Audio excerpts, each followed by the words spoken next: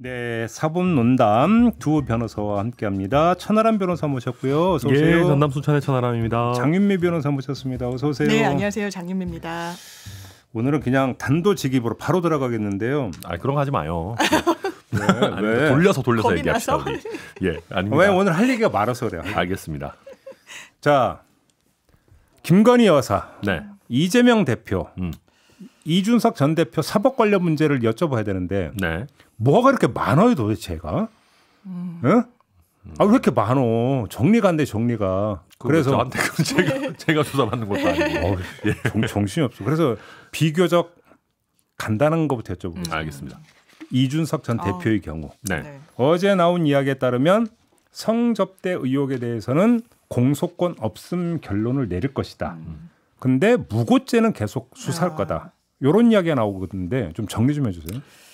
뭐 제가 일단 뭐 말씀하신 것처럼 이제 성접대 의혹이라는 게 아마 이제 굳이 법률적으로 나누면은 성범죄처벌법이랑 그다음에 이제 그 알선수재가 문제되는 건데 둘 다 공소시효가 7년일 거예요. 성범죄처벌법 저도 찾아보진 않았는데 아마 그보다 더 짧을지언정 한 10년일 건 같진 않고 그러다 보니까 이게 지금 그쪽에서 접대했다고 주장하는 게 다 2015년 뭐 이렇잖아요. 그 이전이잖아요. 뭐 포괄일제 이야기가 나오지 않았나요? 네, 중간에서. 근데 이제 이게 포괄일제가 되기가 어려워요, 꽤. 그러니까 포괄일제가 되려면은 똑같은 사람에게 똑같은 의도를 가지고 똑같은 형태의 접대를 해야 돼요. 그러니까 거의 같은 형태의 접대를 해야 되는데 목적이 달라지면 안 되는 게 중요한데 그쪽에서도 계속 얘기하는 게 뭐 처음에는 박근혜 대통령 만나게 해달라 뭐 이런 얘기했다가 막판에는 그 최태원 회장을 뭐 풀어줘라 사면해줘라 이런 걸로 바뀌었다고 하거든요.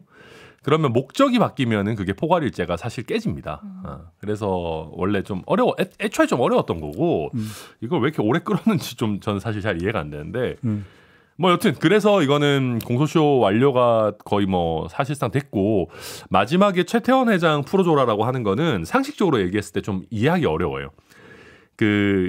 한 여러 명, 한 4-5명 모여가지고 한 100 얼마 비싼 식사를 먹었다는 거 아니겠습니까? 그래서 1인당 한 30만 원 정도의. 그럼 뭐 나오는 거예요? 그런데 캐비어? 네. 근데 약간 비싼 음식의 대명사로 캐비어가 나오는 거 좀 촌스러운 거 아닙니까? 올드 패션. 죄송합니다. 저도 못 먹어봐서. 저도 사실 30만짜리 잘 먹을 일이 없어요. 저는 달팽이 요리는 한번 먹어봤거든. 저도 제비집 한번 먹어봤는데. 골뱅이가 훨씬 맛있더라. 쫄깃쫄깃한 건 골뱅이가. 푸아그라는 꽤 맛있었던 것 같아요. 예. 푸아그라. 네. 그거 많이 먹어봤고. 계층이다. 아니 농담이. 아무튼 그러니까 그러다 보니까 그게 좀 이상하잖아요. 예를 들면은 최태원 회장의 사면을 당시에 어떤 공식적인 직책이 없었던 이준석 대표에게 또 돈 한 30만 원 투자해가지고 뭐 별도로 뭐 돈 뭉치를 갖다 준 것도 아니고 이렇게 한다라는 게 조금 사실 상식적으로 납득하기 좀 어려운 부분들이 있기 때문에 그런 거 포괄이제 깨고 그냥 공소권 없음으로 처리하려고 하는 것 같습니다. 그럼 그건 그렇다 쳐요. 네. 근데 무고죄 관련 수사는 계속 한다는 게 저는 이해가 안 되는 게 그걸 계속 수사를 해야 될 이유가 뭐 있어요? 지금까지 그럼 수사한 건 뭔데요? 저는 여권에서 이런 얘기 들었어요. 사실 알선수재 왜 이게 법리적으로 잘 짚어주셨는데 안 되냐면 대가 행위를 했었어야 되는 거예요. 근데 성접대 뭐 꾸준히 받았다, 뭐 그 성접대 이외에도 뭐 식사 대접, 뭐 선물 받았다. 그러면 거기에 반대되는 행위를 이준석 전 대표가 한 게 뭐가 있냐?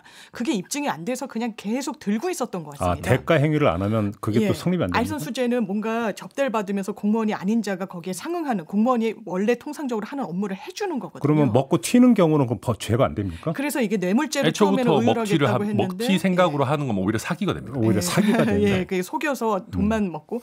그래서 저는 오히려 여권에서 끝까지 무고죄를 갖고 들어갈 개연성이 상당히 높다라고 이야기하는 걸 들었습니다. 왜냐하면 지금 법률적으로 사실상 문제 제기를 할 수 있는 유일한 건 무고죄예요. 그러니까 아마 성상납을 받았다는 게 알선수재가 무혐의가 나오더라도요. 이게 결정문에 무슨 시효가 지났다거나 이런 법리 때문이지 실제로 접대를 받았다는 사실관계를 현출할 가능성이 좀 농후해 보입니다.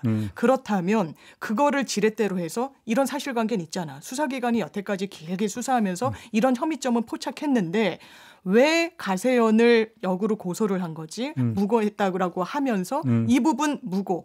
법리적으로 어느 정도 좀 타당한 부분이 있거든요. 끝까지 가져가겠다는 그러면 오는 16일에 그러니까 그 조사를 한다는 거잖아요. 출석을 해서. 네. 그러면 그건 무고죄 관련이라고 그렇게 해석을 하면 되는 겁니까? 그건 일단 언론에 나온 거는 그 성상납 네, 여부에 대한 일단은. 기본적인 아니 근데 조사라고. 공소시효 지났다는데 뭐 굳이 뭐 부를 이유가 뭐 있어요 그러면? 그냥 부르고 싶나 보죠. 뭐. 아마 이준석 대표 팬들인가 봐요.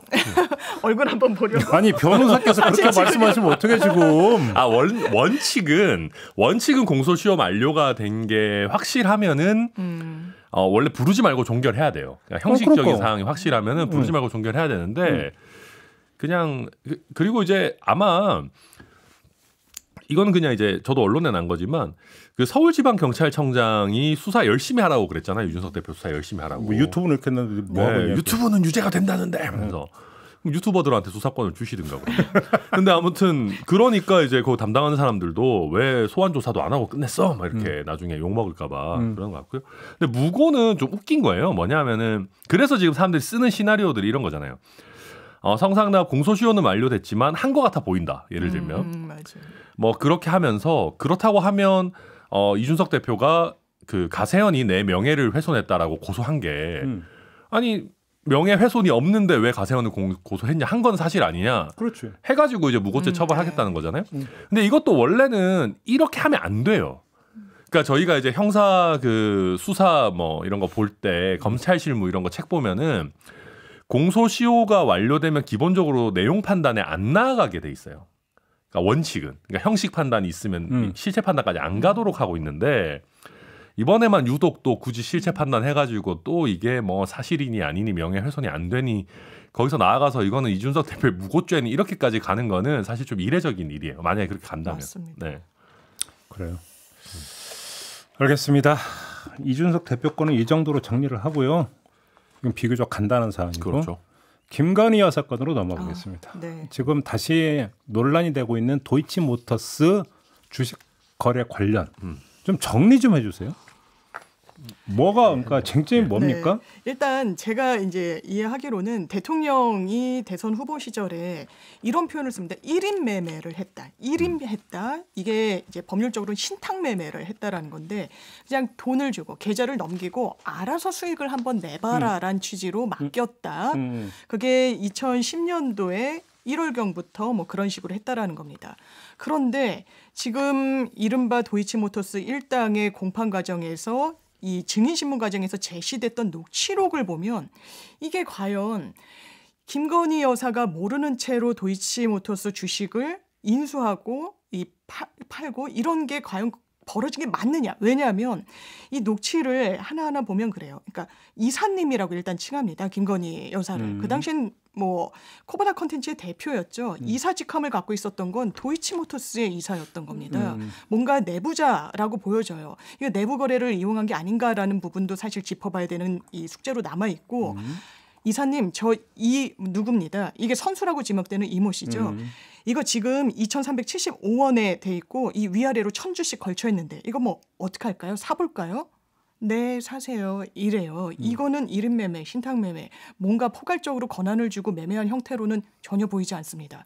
김건희 여사의 사전 승인을 받고 뭔가 움직이는 것으로 보여요. 문제는 또 공소장에 이 일자, 그러니까 이 녹취로 현출된 이 음성을 주고받은 날짜와 관련해서 그 하루에만 50건의 주가 조작 행위가 있었다라고 이미 도이치모터스 일당의 공소장에는 적시가 돼 있는 겁니다. 근데 대통령실 그 지금 뭐 반박은 전혀 다른 거잖아요. 예, 그러니까 오히려 1인 매매의 근거다. 왜냐하면 먼저 이 흔적을 남기기 위해서 이런 업무를 위탁받은 사람이 뭐 녹음을 뭐 몰래 하기도 한다라고 하는데 저는 그 주장은 사실 믿기 어렵다고 봅니다. 이거는 포괄적으로 했다라는 게 아니에요. 저 이렇게 사겠습니다. 내지는 샀습니다. 이 정도가 정말 포괄임이 있었다는 근거가 되는 거지. 이걸 살까요? 말까요? 어떻게 할까요? 이렇게 사전 승인을 받는 걸 보통 신탁매매라고 하지는 않습니다. 그래요?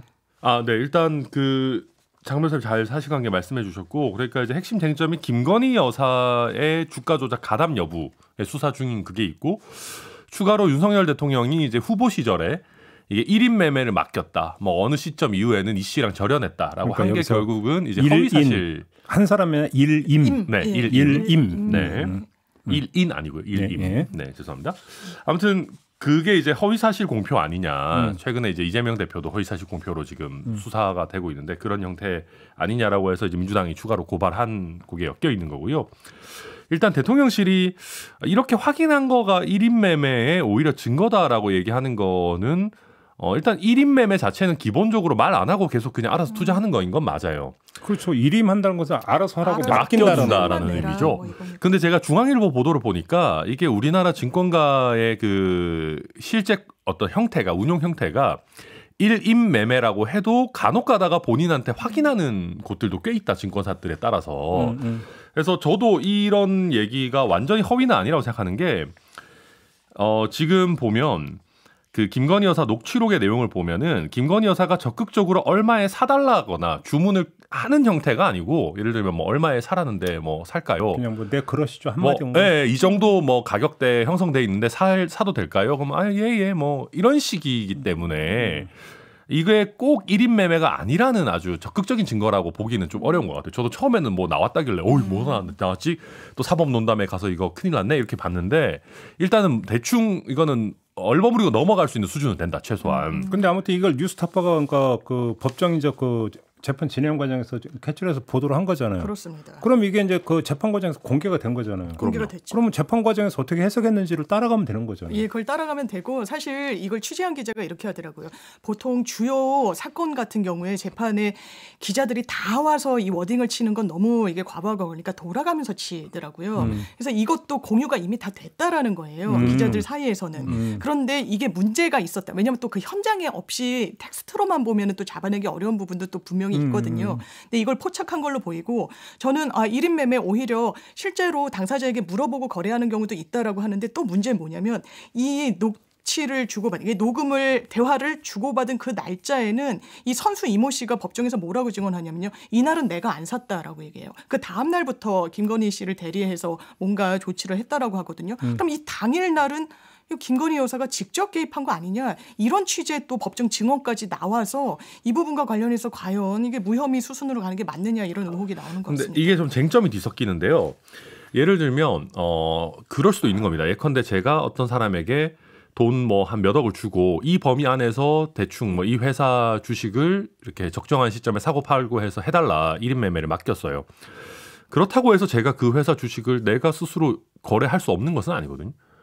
그 맡겨놓은 거고 지금 타이밍 괜찮네 그럼 나도 좀 살까 이럴 수도 있는 거고요. 또 한 가지는 내가 재직하고 있는 내가 이사로 뭐 어쨌든 등재돼 있는 뭐 얼마나 일을 했는지는 모르겠지만 회사의 주식을 사는 것이 내부자 거래 아니냐라고 하지만 실제 재직하고 있는 회사의 주식을 사는 것은 매우 흔한 일입니다. 오히려 그거에 약간 권장되는 일이기도 하고요. 주식시장에서는.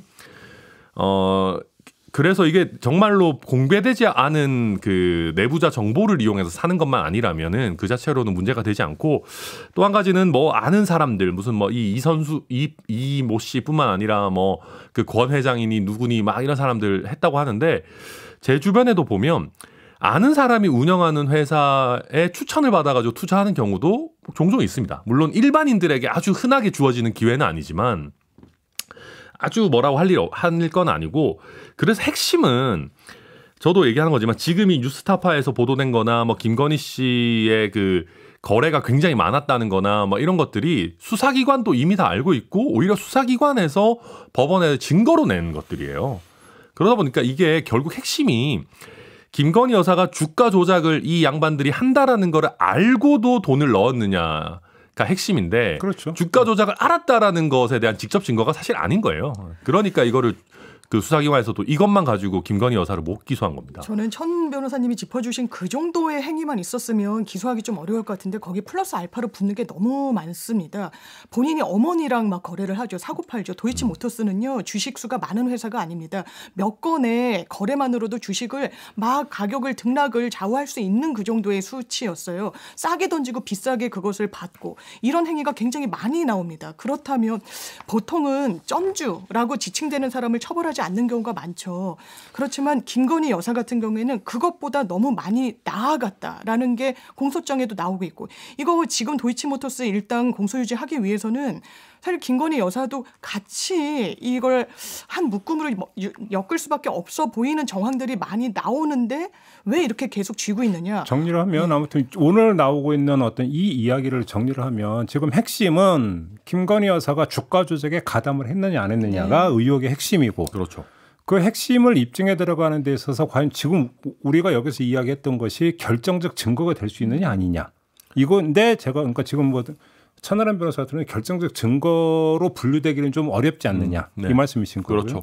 저는 결정적 근거 완전히 스모킹 건 뭐 이 정도 수위는 아니더라도 상당히 혐의를 짙게 하는 마침표 정도의 역할은 하고 있다라고. 그러니까 정황 증거로서 예. 이런 게 의미가 있다라는. 그다음에 이제 두 번째 윤석열 대통령이 대선 후보 시절에 관련해서 했던 네. 발언이 허위 사실 공표에 해당되느냐 안 되느냐는 지금 우리가 이야기했던 이게 1인 매매에 해당이 네. 되느냐 안 되느냐는 판정이 내려져야 가를 수 있는 것이니까 여기서 더 이야기할 필요는 저는 없다고 보고 네.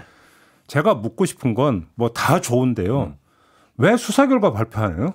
몰라요. 좀 빨리 좀 했으면 좋겠어요. 저도. 아니, 왜 자꾸 있는 건데요, 도대체? 그래서 지금 나오는 검찰 내부에서 나오는 얘기가 보통 전주까지 기소하지는 않는다. 돈을 댔지 거기에 직접 관여한 아니 건 그러면 아니지 무혐의 않냐. 결정을 내리든지. 근데 내부에서는 이거 단순한 전주가 아니라서 그냥 바로 무혐의 주는 게 좀 부당하다라는 내부 기류가 있어서 실제 수사를 한 검사들은 그런 의견을 개진하고 있어서 이게 길어지는 거 아니냐라는 전망도 나오고 있습니다. 분석도. 그러니까 저도 이거 좀 잘못이라고 생각하는 게 이게 보도들이 막 엇갈렸어요. 과거에 문재인 정부 하에서는 뭐 실무진은 무혐의 해도 된다고 생각하는데 뭐 윗선이 맡고 있다라는 보도도 나왔다가 또 그 이후에는 또 실무진은 체포영장까지 고려를 했는데 뭐 윗선에서 또 막았다는 얘기가 나오는데 이게 뭐 단편적인 보도를 가지고 수사 절차를 다 얘기할 수는 없겠지만은 이것도 지금 공소시효의 문제들도 걸려 있고 뭐 복잡한 상황이잖아요. 네, 아니 뭐 문제도 시효도 이게 뭐 사람마다 좀 얘기가 다르긴 하지만 그러면 차라리 이걸 어느 정도 결정을 좀 해주는 게 저도 맞다고 보고. 아니 윗선은 바뀌었잖아요. 그 사이. 그러니까 윗선 바뀌었죠. 그래서 문제 없다고 생각하면 빨리 처분을 해야지. 그렇게 아니 그럼 여기서 이건 말 그대로 이제 상식적 추정이지만 윗선이 바뀌었음에도 불구하고 수사 결과가 나오지 않고 있다라고 하는 것은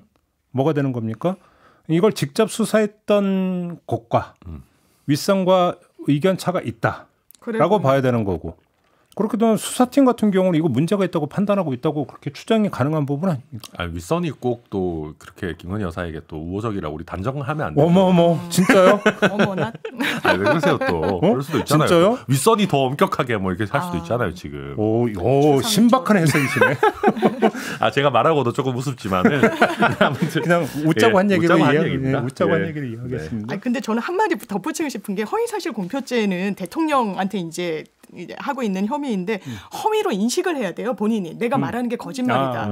그런데 아마 이 행위가 있었던 건 결혼 이전이에요. 윤석열 대통령이 잘 몰랐을 겁니다. 그러니까 해명의 내용은 아마 김건희 여사가 설명한 내용을 토대로 했을 것 같아요. 자기는 확신을 갖고 얘기했는데 김건희 여사가 남편에게 설명한 내용과는 사실 상치되고 배치되는 증거들. 설령 그게 그러니까 사실에 부합하지 않는 발언이었다 네. 하더라도 부인인 김건희 여사가 했던 설명을 믿고 그렇게 발언을 네, 했다면 허위에 허위 대한 사실 인식이 공표에 해당이 없었을 되지 수도 않는다. 그 약간 어려운 얘기라면 주관적인 인식과 객관적인 사실에 둘 다 반해야 되거든요. 넘어갈게요. 네. 패스. 아무튼 아니 이건 검찰이 뭐 결론 아니 이러다가 1심 판결 보고 나서 결정하겠다는 얘기 아닙니까 이러다가? 거의 뭐 수수는 거의 이것도 구분능선 넘었잖아요. 굉장히 이상하다고 생각하는데. 도이치모터스 사건 자체도. 저 예전에 그 사법운동 할 때도 그랬잖아요. 공범들 기소하면서 이렇게 놔두는 거 진짜 이상한 거라고. 맞아요. 아니, 네. 아니 이거 아무 문제가 없다고 본다면 이렇게 계속 털어줘야죠. 붙들고 있을 이유가 네. 전혀 없는 거죠. 그럼요. 당사자 전주들에 위해서. 대해서도 한 번에 싹 다 뭐 무혐의 결정 하든지 뭘 하든지 그러니까. 해야지. 좀 이상한 거 이유가. 같아요. 그다음에 허위 경력에 대해서 뭐 그 불송치 결정하고 우리가 이제 전에 짚었기 때문에 네. 뭐 굳이 다시 얘기 안 해도 되겠죠. 네. 네. 뭐 혹시 뭐 특별히 강조하고 싶은 내용이 있습니까 관련해서? 저는 뭐 크게 없습니다. 이거 국민들이 정말 판단해 주실 거예요. 아까도 뭐 교수님 나오셔서 내 걸 차용했다. 지금 뭐 점집 얘기까지 나오는데 아유 좀 용납할 수 있는 수준은 넘어섰다. 아까 구현상 교수하고 그 이제 논문 표절 관련해서 인터뷰하다가 이제 퍼뜩상에서 저작권법 위반이나 이런 걸로 손해배상 청구 못하니까 그것도 또 공소시효가 있다면서요? 저작권도 공소시효가 있고 이게 친고죄로 돼 있어서 어. 본인 또 문제를 삼아야 되고 권리 행사를 할 수 있는 이 요건이 좀 네. 타이트한 건 맞습니다. 그러면 예를 들어서 그 표절 당한 점집 홈페이지나 사주팔자 블로그 쪽에서도 뭘 할 수가 없는 겁니까? 민사상 손해배상은 생각해 볼 수 있을 것 같습니다. 그래요? 네. 근데 저작권법 위반은 이미 다 시효는 끝났을 것 같고 일단 네, 그 교수님이 제 대기실에서 만났는데 장 변호사님 팬이시더라고요. 네. 예, 훨씬 유명한 천 변호사님을 이렇게 좀 대신 저를 더 예뻐하시는 삐셨구나. 아, 전혀 그렇지 않고요. 앙금이 있고요. 근데 아무튼 저희가 근데 이거는 저는 그래서 이 정도까지 나왔으면은 대통령실이 됐든 김건희 여사가 됐든 좀 제대로 일단락을 짓고 사과할 부분 사과하고 넘어가는 맞아요. 게 맞지 않나라는 생각을 기본적으로 합니다. 네. 네, 넘어가겠습니다. 네. 이번에 이재명 대표 관련해서 네. 할 텐데요. 자, 출석 요구에 대해서 두 분은 어떻게 평가를 하십니까? 그다음에 거부에 대해서 어떻게 평가하십니까? 그러니까 저는 이런 것들이 우리 국민들의 인권 수준을 높여줄 거다.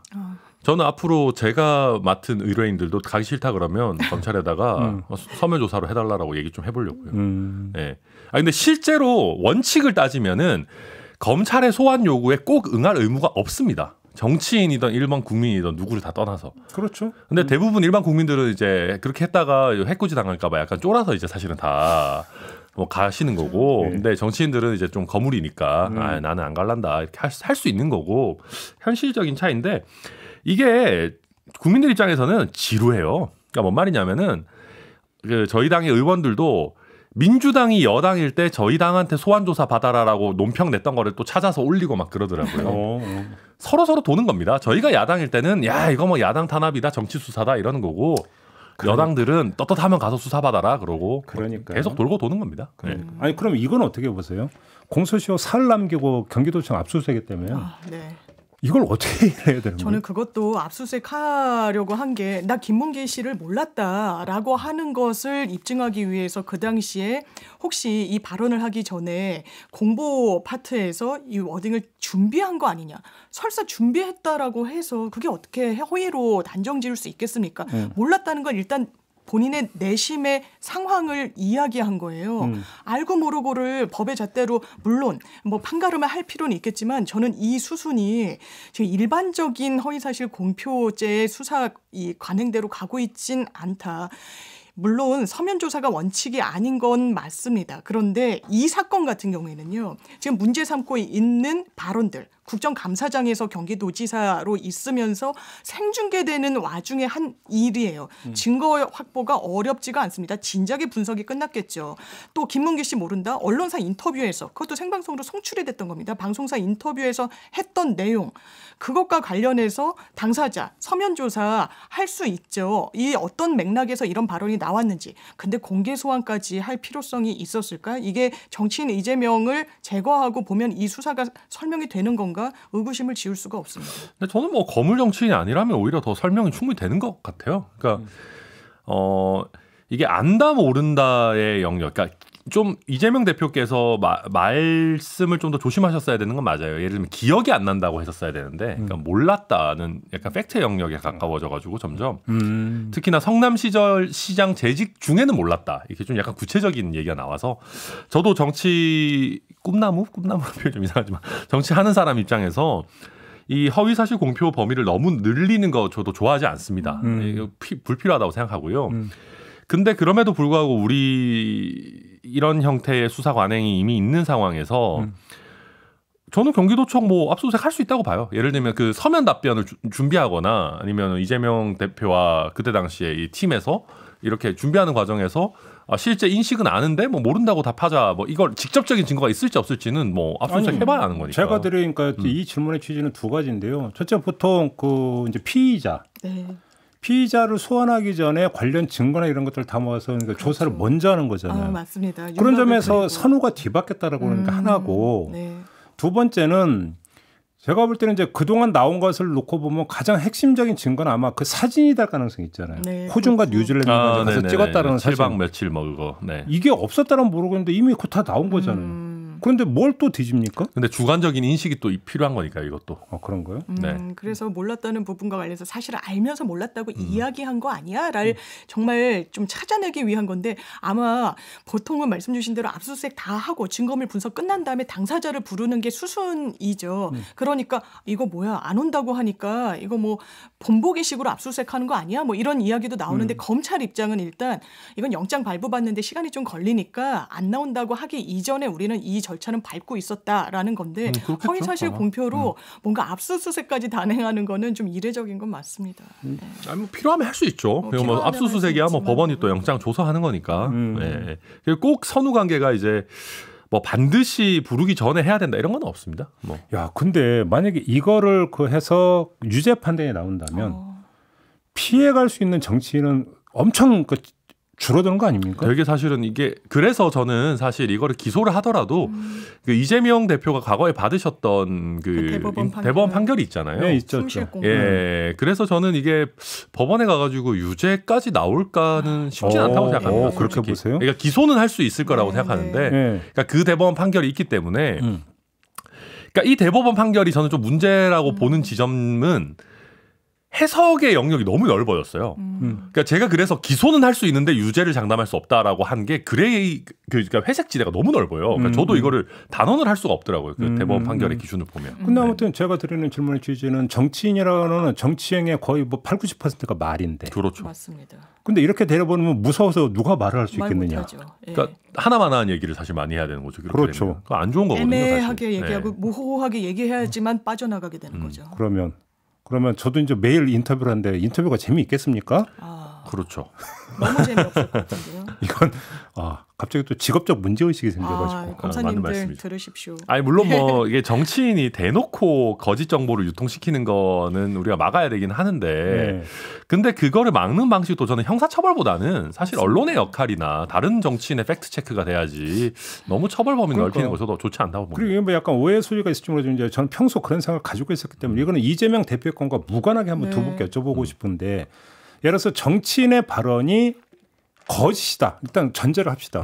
근데 거짓인데 두 가지 결이 있을 수 있잖아요. 내가 나를 방어하기 위해서 어떻게 하다 보니까 거짓을 말하는 경우도 있을 수가 있고 상대를 어떤 공격하기 위해서 꾸며내서 하는 거짓이 있을 경우도 있잖아요. 이걸 같이 그러니까 한드름으로 그러니까 취급하고 그러니까 해야 되는 문제입니까? 비난 가능성의 정도가 다르죠. 예, 방어를 위해서 거짓하는 것과 뭔가 또 선의의 피해자를 양산하는 그 발언은 일단 법적 평가가 달리 가져갈 수밖에 없어 보이고요. 뭐 방어 차원에서라도 거짓말을 안 하면 좋겠지만 그래도 그 국면상 그리고 정치인이 처한 여러 정황상 거짓을 이야기하는 경우들 저희가 종종 보죠. 근데 그런 정도까지 법의 잣대를 들이댄다. 그리고 남을 공격하는 데 있어서 일부러 팩트를 왜곡하고 가짜 뉴스를 인용해가면서 한다.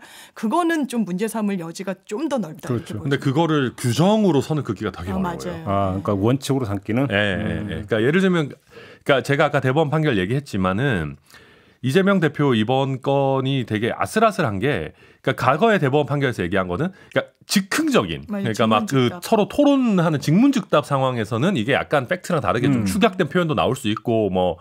그런 건데 이건 또 국감장 뭐 이런 거였잖아요. 그러니까 미리 준비도 할 수 있는 거고. 그래서 저는 압수수색 했을 수도 있다고 봐요. 오히려 근데 국감장은 더 할 수도 있죠. 왜냐하면 계속 야당 의원들이 계속 뭐 집중도를 추궁을 하니까. 그렇죠. 그러니까 이제 이 내용이 미리 준비된 거냐 이런 거를 아마 보려고 할 거예요. 그리고 우리 이 문제도 사실은 이제 저희가 한번 전에 토론을 했기 때문에 뭐 이게 이제 뭐 국토부의 압박 같은 경우도 그거는 사실은 어떤 표현의 수위의 문제. 해석의 영역에 들어갈 수도 있는 거 아닙니까? 근데 그게 이것도 또 표현의 문제인데, 그러니까 그냥 압박이라고 했으면은 괜찮았을 텐데. 뭐 직무유기인가라고 하는. 직무유기로 협박했다라는 거는 또 좀 꽤 구체적인 팩트의 영역으로 들어올 수 있는 거라 가지고 좀 어려워요. 지금도 검찰 봤더니 이게 협박이다라는 표현보다는 그 앞에 표현에 좀 더 방점을 찍는 것 같아요. 그러니까 직무유기고 내가 재량이 없어서 이 국토부의 요구를 수용할 수밖에 없었다는 취지의 이 발언과 관련해서 너 재량이 있었잖아. 꼭 법령이 그걸 강제하는 것은 아니었다. 그런데 왜 거짓을 이야기했냐? 지금 이걸 좀 구성 요건으로 채워놓고 있는 것 같습니다. 근데 어쨌거나 제가 봤을 때 저도 뭐 이런 거 가지고 너무 광범위하게 문제 삼는 거 좋다고 생각하지 않습니다. 그러니까요. 그러면 정치가 얼어붙죠. 정치 행위가 얼어붙게 되는 거고요. 근데 이제 뭐 그래도 이제 윤 대통령의 예를 가져가서 그래도 좀 설명을 드리자면은 요 최근에 대통령이 이재명 대표의 그 수사와 관련해서 자기가 기사를 안 봤다. 민생을 챙기시느라 기사를 보지 않았다. 그래서 많은 비판을 받지 않았습니까? 그러니까 그것도 약간 아다르고 어다른 것이 대통령이 제가 바빠가지고 거기에 신경을 많이 못 썼다라고 하면은 그거는 약간 해석의 영역인데 내가 기사를 못 봤다라고 하는 기사를 안 봤다는 거는 사실 팩트의 영역이거든요. 거짓말 논란이 나올 수 있는 거라서 이게 참 그 정치인의 말이라는 게 어려운 거기도 어렵합니다. 윤석열 대통령의 말이 그렇게 나왔으니까 갑자기 하나 퍼뜩 떠오르는 궁금증이 있는데 대선 유세 과정과 뭐 이런 데에서 확정적 중범죄자하고 무슨 대화를 하냐 이런 표현을 쓴 적이 있잖아요. 네. 그거는 그럼 명예훼손에 해당이 됩니까? 안 그럼 됩니까? 완전 모욕죄, 명예훼손 이것도 팩트잖아요. 확정적 범죄자가 아닌데 허위 사실이거든요. 그거는. 갑자기 그렇게 궁금해지네. 그러니까 그게 이제 자기가 봤을 때는 확정적 중범죄자. 그러면 그건 의견 편명이 됩니까? 뭐 그런 거겠죠. 저 사람은 내가 봤을 때 범죄 상대의 사회적 평판을 떨어뜨릴 가능성이 농후한 발언이 사실은 있죠. 그런 거는. 네. 허위 사실 공표. 그러니까 뭐 서로 근데 이제 그런 식의 표현들을 좀 세게 날석에 막 주고 받으니까 거기에 막 그 사실관계를 막 확정지어서 얘기한 게 아니면 그냥 평가로 보는 거겠죠. 그러니까 네. 아니 뭐 그러니까 정치권이 가다 보니까 자꾸 이제 미디어에 더 노출이 되기 위해서 발언 수위를 올리고 네. 그렇죠. 그러다 보니까 막말하고 자극적 원사 쓰고 하는 것들을 두둔할 생각은 전혀 없어요. 근데 이건 또 그런 거하고 결이 좀 약간 다른 거잖아요. 아 그럼요. 그리고 또 사실 이런 걸 가지고 또 다 막 법적인 잣대를 들이대고 이런 게 그러니까 좋아 보이지 않죠. 그렇죠. 그러니까 네. 여론 시장과 그다음에 어떤 선거 과정에서 결국은 평가의 그러니까 영역으로 남겨둬야 되는 부분이 있는 네. 거잖아요. 그렇죠. 뭐 예를 들면 막 수치를 적극적으로 조작해서 뭐 예를 들면 상대방의 재산을 그런 건 막 안 되지. 허위로 막 이렇게 만들어가지고 뭐 이렇게 퍼뜨리거나 그러니까 이런 게 상대나 아니고. 국민을 기만할 목적으로 정말로 거짓을 퍼뜨렸다면 그거는 의도적이고 아주 계획적인 것이니까 그거는 사법적으로 그거 할 수 있다고 네. 하지만 그게 아니라고 한다면 과도한 어떤 그 법의 적용 아니냐 이런 얘기도 나올 수 있는 거 아닌가 싶은 생각이 그래서 들어요. 대법원 판결 얘기해 주셨는데 좀 문제가 있다고 생각하시지만 제가 판례 평석을 그 판결로 써서 좀 뜯어봤는데 전 굉장히 문장이 아름답다고 생각했습니다. 이게 정치 영역에 사법부가 어느 정도 관여를 해야 되는 건지와 관련해서 나는 일종의 고민이 있는 판결이죠. 예, 네. 그래서 굉장히 의미 있는 판결이라고 생각합니다. 근데 아무튼 저는 뭐 이재명 대표의 발언들 특히 뭐 백현동 이런 거 관련해서는 충분히 문제 삼을 수는 있다고 생각하는데 법원의 판단 한번 뭐 지켜보시죠. 네.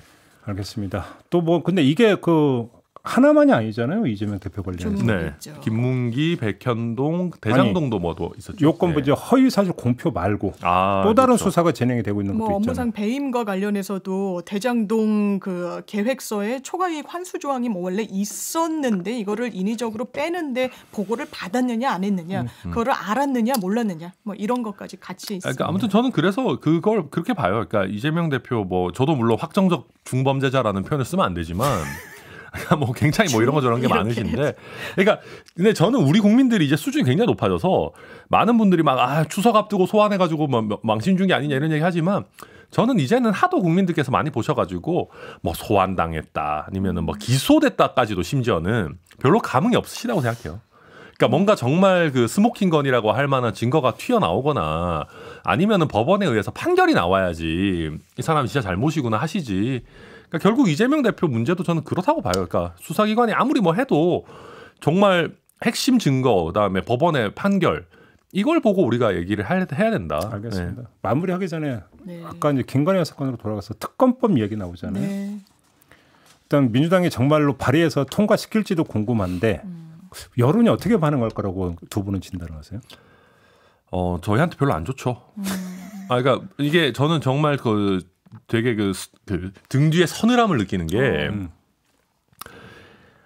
지금 대선 한 지도 얼마 안 됐고 임기 시작한 지도 지금 한 4달 됐나요? 4달 정도 됐는데 영부인에 대해서 특검을 하겠다고 하는데 여론의 그 역풍이 별로 없어요.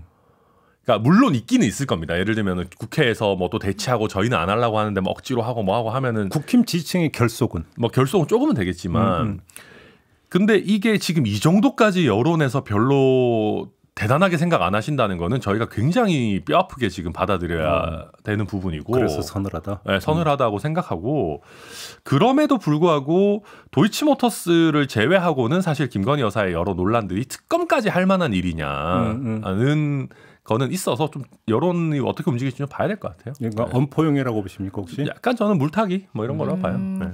저는 여론을 믿고 민주당도 움직이는 거라고 봅니다. 비대위 체계일 때 이거 특검까지 하는 거 좀 오바다라고 당내에서 막 목소리가 나왔죠. 우상호 비대위원장도 마찬가지 취지의 발언을 했었는데 지금은 일단 뉴스타파 보도가 또 하나의 분기점이 된 것도 있고 지금 도이치모터스와 관련 저도 무슨 본인이 사과 기자회견까지 하긴 했지만 허위 경력은 이제 시효 문제를 넘지 못할 것 같아요. 그렇다면 법률적으로 더 파고 들어가기가 상당히 어려워 보이는데 일단 도이치모터스는 그래 보이지는 않습니다. 국민적 의혹에 대해서 전혀 해명하지 못하고 오히려 좀 납득할 수 없는 변명으로 일관하고 있기 때문에 국민들이 아마 민주당의 특검법에 대해서 호응하고 움직일 것이다. 그걸 믿고 민주당도 움직이는 거다 이렇게 생각합니다. 알겠습니다.